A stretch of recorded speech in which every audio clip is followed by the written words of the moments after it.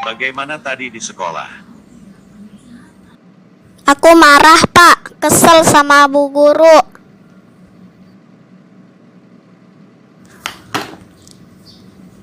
Kamu tidak boleh seperti itu. Hormatilah gurumu. Karena para salaf telah memberikan contoh dalam penghormatan terhadap seorang guru.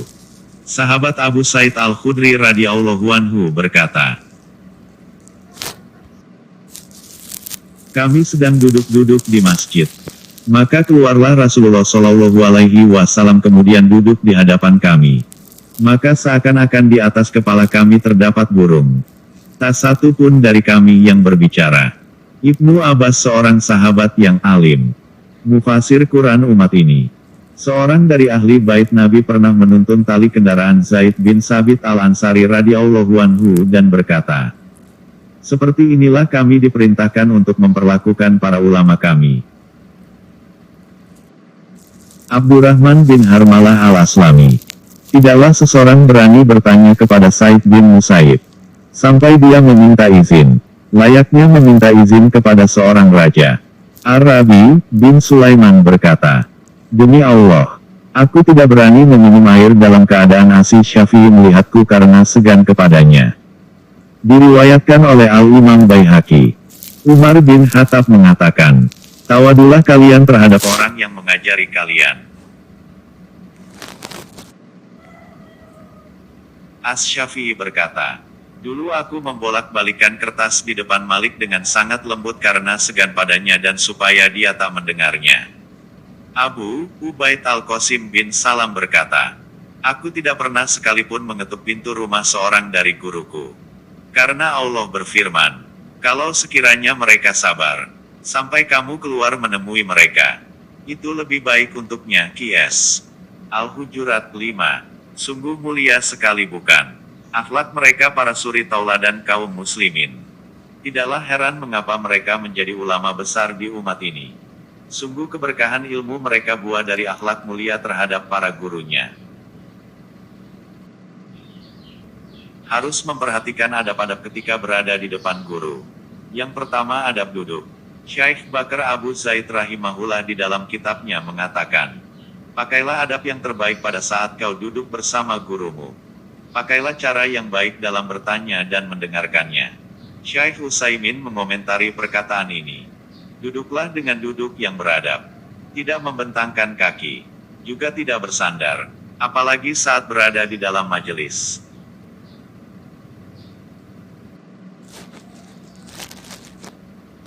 Ibnul Jamaah mengatakan, seorang penuntut ilmu harus duduk rapi, tenang, tawaduk, mata tertuju kepada guru, tidak membentangkan kaki, tidak bersandar, tidak pula bersandar dengan tangannya, tidak tertawa dengan keras, tidak duduk di tempat yang lebih tinggi juga tidak membelakangi gurunya. Kemudian jagalah adab berbicara. Berbicara dengan seseorang yang telah mengajarkan kebaikan haruslah lebih baik dibandingkan jika berbicara kepada orang lain. Imam Abu Hanifah pun jika berada depan Imam Malik ia layaknya seorang anak di hadapan ayahnya. Para sahabat Nabi Shallallahu Alaihi Wasallam, muridnya Rasulullah, tidak pernah kita dapati mereka beradab buruk kepada gurunya tersebut.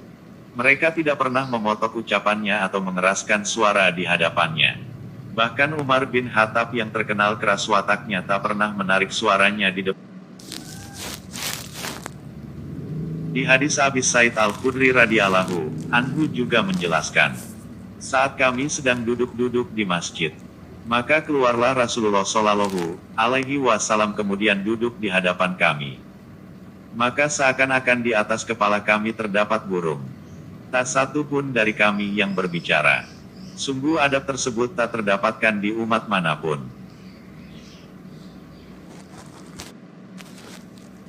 Kemudian adab bertanya.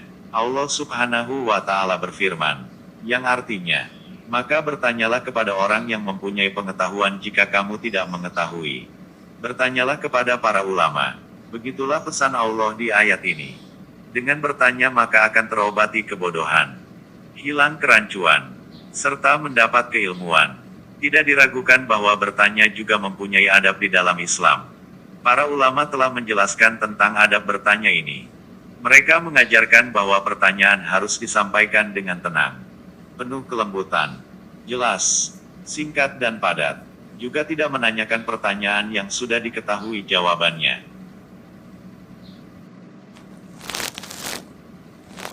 Di dalam Al-Quran terdapat kisah adab yang baik seorang murid terhadap gurunya. Kisah Nabi Musa dan Khidir. Pada saat Nabi Musa alaihi salam meminta Khidir untuk mengajarkannya ilmu, Khidir menjawab, "Sungguh, engkau, Musa, tidak akan sanggup sabar bersamaku." Nabi Musa kalimullah dengan segenap ketinggian makomnya di hadapan Allah, tidak diizinkan untuk mengambil ilmu dari Khidir. Sampai akhirnya percakapan berlangsung dan membuahkan hasil dengan sebuah syarat dari Khidir.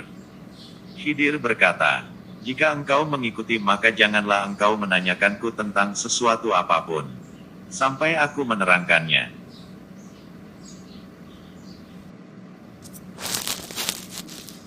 Bertanya sampai diizinkan. Itulah syarat Khidir kepada Musa. Maka jika seorang guru tidak mengizinkannya untuk bertanya maka janganlah bertanya. Tunggulah sampai ia mengizinkan bertanya. Kemudian, doakanlah guru setelah bertanya seperti ucapan Barakallahu fiik, atau Jazakallahu khairon dan lain-lain.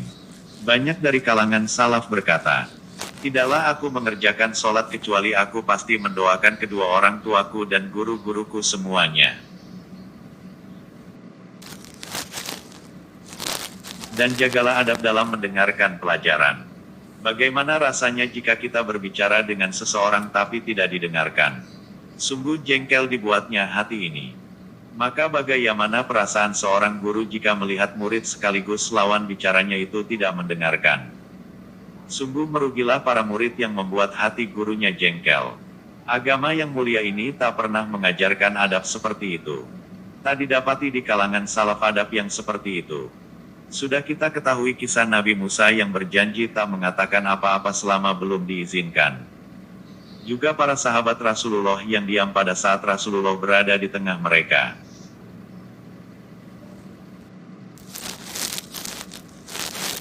Bahkan diriwayatkan Yahya bin Yahya al-Laitsi tak beranjak dari tempat duduknya saat para kawannya keluar melihat rombongan gajah yang lewat di tengah pelajaran. Yahya mengetahui tujuannya duduk di sebuah majelis adalah mendengarkan apa yang dibicarakan gurunya bukan yang lain. Apa yang akan Yahya bin Yahya katakan jika melihat keadaan para penuntut ilmu saat ini?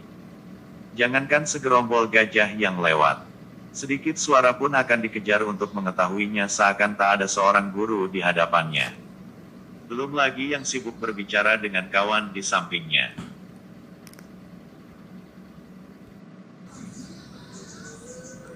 Pesan Bapak untukmu. Laksanakanlah adab-adab yang Bapak sampaikan tadi, agar ilmumu mendapatkan keberkahan dan menjadi ilmu yang bermanfaat. Iya, Pak. Terima kasih.